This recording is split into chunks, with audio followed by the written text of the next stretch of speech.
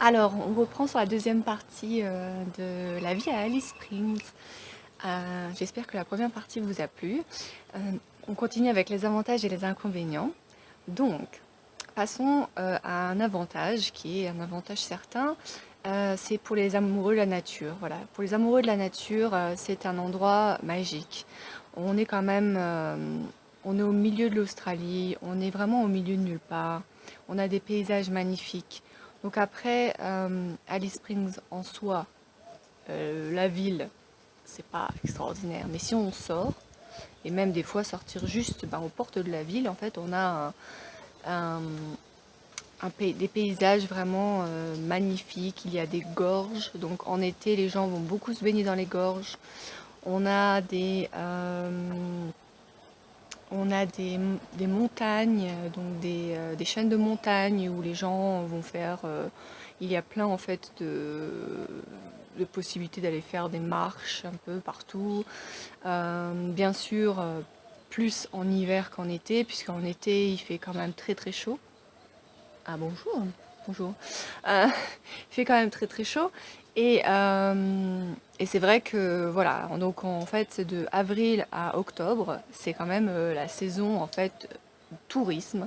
Et les gens viennent parce ils veulent profiter en fait vraiment beaucoup, vraiment de la nature, profiter des paysages. C'est quand même magnifique, c'est le désert, c'est voilà. Mais en été, ça c'est très compliqué. Pourquoi? Parce que la chaleur. Donc là, on est le premier, non, on est le 2 octobre. Là, il commence vraiment à faire chaud. Voilà. Là, ça commence. Voilà. Aujourd'hui, je pense qu'il fait à peu près. Là, je dirais qu'il fait plus de 30. Il doit faire plus de 30. Il fait vraiment, vraiment chaud. Après, il va faire jusqu'à 40-45. Mais on est déjà embêté par un des gros désavantages de Alice Springs. C'est, vous me pardonnerez mon français, c'est les putains de mouches. Voilà. Donc en fait, les putains de mouches. Donc déjà, je voulais expliquer cette expression. Pardonnez mon français. C'est en fait une expression anglaise. Pardon my French. En fait, qui veut dire ça va, Wally, je te dérange pas? Non. Euh, c'est une expression française en fait anglaise qui veut dire en gros qui permet de s'excuser quand on a dit un gros mot en fait, quand on a juré. Et en fait moi ça m'a toujours fait rire parce que pardon my French, moi je suis française et j'ai toujours en fait pas compris pourquoi on s'en était pris aux Français dans la langue anglaise, en gros pour leur dire que ils juraient en fait, voilà. Mais bon, moi en fait j'aime bien l'utiliser parce que quand je dis ça forcément aux Australiens, eh ben forcément ils rigolent, voilà. Et donc voilà, donc je voulais parler des mouches. Et les putains de mouches, là ça commence. Bon là pas trop parce que vous me voyez, vous m'avez vu juste faire ça tout à l'heure. C'était pas une mouche, c'était une espèce de petit moucheron. Mais c'est vrai que les mouches c'est quand même très très très embêtant. Euh, Ça n'a rien à voir avec la France. Si vous n'êtes jamais venu en Australie, vous ne pouvez pas comprendre. Quand il fait chaud, quand c'est l'été en Australie, les mouches sont agressives.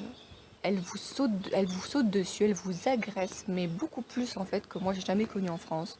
En France, l'équivalent, ça serait peut-être plutôt les guêpes en fait, qui sont plutôt relous en fait. Moi, je suis retournée en France il y a pas longtemps et j'ai trouvé ça. Mais voilà. Les mouches, même, moi des fois j'ai été me promener et je ne plaisante pas. Là, c'est vrai que la personne qui marchait devant moi, son t-shirt, il était couvert de mouches. Donc il y avait 20-25 mouches. J'ai même pris des photos tellement que c'était. Moi, ça me. Hallucinant.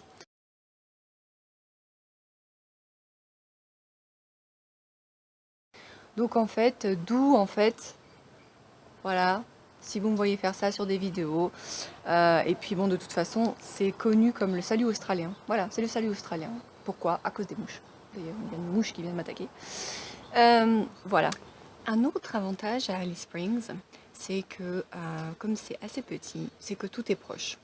Voilà. Donc en fait, pas de problème de trafic, pas de problème de, voilà, de passer des heures pour atteindre, pour aller d'un point A à un point B. C'est à peu près, en fait, c'est toujours à peu près à 10 minutes en voiture. Sachant que c'est rare de voir les gens marcher.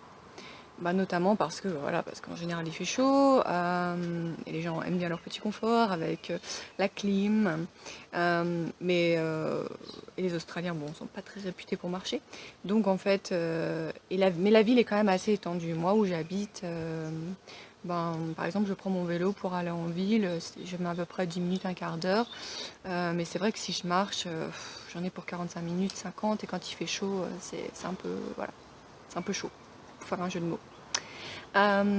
Mais c'est vrai que voilà, c'est assez pratique. Par exemple, s'il y a un pépin, si on a un souci, l'hôpital, pareil, l'hôpital il est tout près, il est à moins de 10 minutes, donc ça peut être un avantage. Euh, Sinon, on repasse dans les inconvénients. L'inconvénient, c'est que voilà, c'est le problème en fait des choix qui sont limités. Comme c'est une petite ville, en même temps c'est le problème des petites villes, hein. Les choix sont assez limités.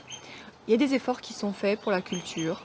Il y a un centre culturel qui est pas très loin de chez nous. Parfois, il y a des festivals de musique, je sais pas. Si, il y a des fois, il y a des festivals de musique. Festivals de musique, de films. Il y a aussi la promotion de la peinture, de l'art aborigène. Et donc, en fait, il y a des efforts certains qui sont faits pour ça. Mais c'est vrai que ça reste limité. C'est des moments, en fait, c'est des événements qui sont en fait périodiques. Et donc, en fait, la majorité de l'année, par exemple, moi j'aime bien aller au cinéma. On a un seul cinéma. Et c'est vrai que ce cinéma propose une sélection très limitée de films. Et, euh, et moi, j'attends souvent d'aller au centre culturel où parfois, en fait, ils proposent des films un peu différents, des films européens un petit peu voilà, décalés, pas des blockbusters. Mais c'est vrai que si on aime la culture, si on aime faire beaucoup de choses, si on aime en fait les avantages de la grande ville, hein, c'est sûr que c'est un petit peu limite. Un autre avantage, c'est la culture aborigène. Voilà. C'est-à-dire que nous sommes à Alice Springs, nous sommes dans le territoire du Nord. Le territoire du Nord, il faut savoir qu'en Australie, le territoire du Nord regroupe à peu près 70% de la population aborigène, ce qui est énorme. C'est-à-dire que si vous allez dans une grande ville, si vous voulez expérimenter en fait la vraie Australie, l'Australie proche de l'Australie originelle, peut-être pas forcément celle qui est vraiment exactement comme elle était au temps des aborigènes, le retour des mouches. Euh, donc en fait, il faut savoir que si vous allez à Melbourne, c'est raté quoi. Si vous voulez avoir un petit peu une expérience un petit peu proche de ce que les aborigènes vivaient, c'est pas là où il faut aller. Il faut aller dans le territoire du Nord. Vous pouvez aller à Darwin, mais je pense qu'aller à Alice Springs, c'est encore mieux parce qu'Alice Springs, vous pouvez aller en dehors d'Alice Springs, vous pouvez aller voir Uluru, vous pouvez voir plein de choses qui sont liées. Il y a beaucoup de choses qui sont faites dans ce thème. Voilà, découvrir la nourriture aborigène, qu'est-ce qu'ils mangeaient, etc., comment vivaient les aborigènes. Et puis vous pouvez aussi, ce qui n'est pas des moindres, voir des aborigènes. Les aborigènes, en fait, ils sont là. Ils sont à Alice Springs. Vous allez à Melbourne, vous en verrez pas. Ou vous en verrez peut-être un qui s'est perdu de chemin. S'est trompé de chemin.